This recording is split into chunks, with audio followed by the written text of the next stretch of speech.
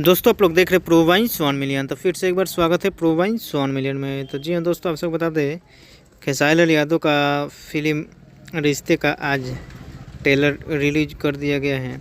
आप सब देख कर बहुत ही कुछ समझ नहीं आ रहा होगा, लेकिन आप लोग को बता दें कि खेसारी लाल यादव के इसमें डबल रोल है और हीरोइन एक दो है और किरदार निभाए हैं। खेसारी लाल यादव पुलिस वाले रहते थे और उनके बाद में ओल्ड एज का उनके सीन है, जो कि आप लोग पारिवारिक फिल्म भी बोल सकते हैं, बोल नहीं सकते हैं, इसको वैसा बनाया गया पारिवारिक तरीक़ा से।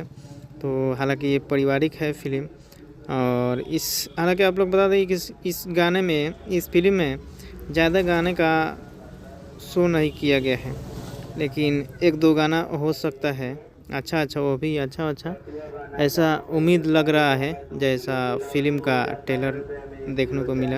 और SRK म्यूजिक का फिल्म है और होली के शुभ अवसर पर इसको रिलीज़ किया जाएगा। हालांकि होली का एक दो गाना होना चाहिए। तो अगले वीडियो मिलेंगे, जब तक के लिए जय हिंद जय।